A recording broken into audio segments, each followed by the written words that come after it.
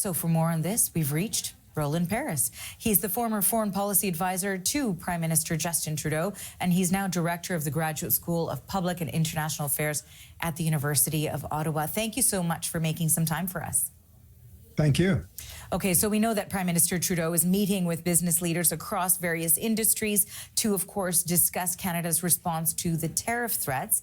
And we were also reporting some news that has come out of this in terms of his remarks. We heard Mr. Trudeau say that Mr. Trump has in its mind that it's the easiest way to do it, absorbing our country, and it's a real thing. When it comes to those proposals, suggestions from the U.S. president to absorb Canada as a 51st state.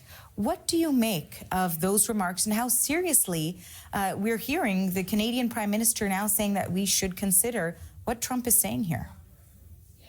Well, I think it's hard to know for anyone to know what's actually in Mr. Trump's mind or what his long-term objectives are here. What's clear is that he has long seen tariffs as a kind of Swiss Army knife that can do all kinds of magical things like increase revenues for the U.S. Treasury, restore manufacturing industry to the United States, achieve any number of things. And we saw him use threat of tariffs against Colombia with regard to deportees. So now the threat of or the musings about absorbing Canada are just one of the things on Donald Trump's mind. Because we don't know what his intentions are, we have to prepare for the possibility that he'll use tariffs to try and extract any number of concessions from Canada. And that's the reason for the conference and the discussion that's happening today. So to that end, then, what are some of the best ways to protect the country from, sure, the impact of tariffs, but also the possibility that you have a president who's looking to absorb a sovereign nation? Again, in order for the United States to absorb Canada, it would either have to get Canadians to agree or it would have to militarily invade Canada. Neither of those things is plausible. Canadians don't want to be part of the United States, and I don't think there's any chance of the United States militarily invading Canada. But there are enough more realistic things that Donald Trump could do with his tariffs that would be very damaging for Canada. And the response has to be both short, medium, and long term. In the short term, we need to keep on lobbying American decision makers and people of influence at all levels of the U.S. political system to convince them that it's in America's interest to work with Canada. Medium term is dealing with some of the homework issues that have been raised, including our internal market, infrastructure, looking at all the vulnerabilities of our different sectors. And longer term, it's trying to increase trade relations outside of North America to diminish somewhat our exposure to these threats. But we are North American, and we have to try to make this work. So more specifically, then, what are you expecting to come out of this summit that is underway today?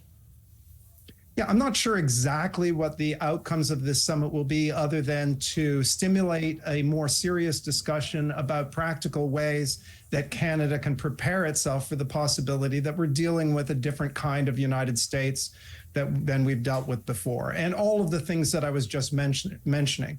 This is an opportunity. A crisis is an opportunity for us to look at some of our differences and see them in a different light, to recognize that we do have a collective interest in trying to overcome some of these internal trade barriers.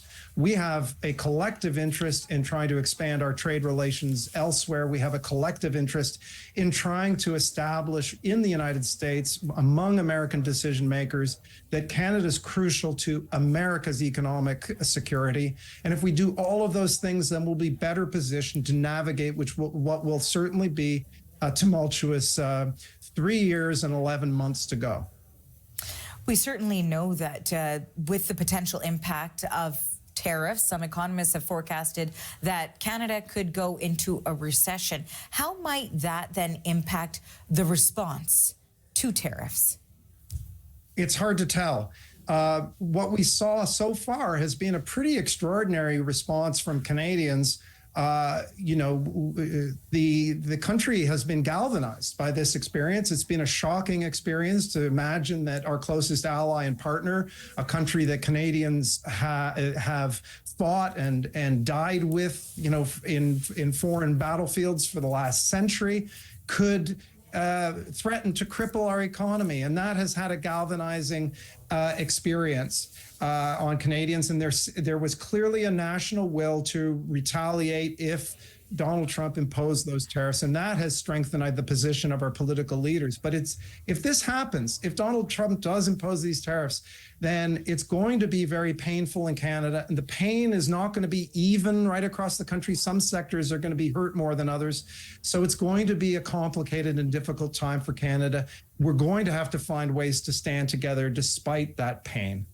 You know, certainly Canada must have been aware, one would assume that economists were aware that there was a vulnerability when it came to our reliance on America in a trade relationship here. So did it really take Donald Trump to sort of be that wake-up call? We've got a deadline, we've got a countdown clock to 30 days because we don't know what will happen on March 4th. That is certainly something that we learned in dealing with the current U.S. president. So is this really putting that extra pressure on Canada to become more self-reliant, and will it be done by that 30-day deadline?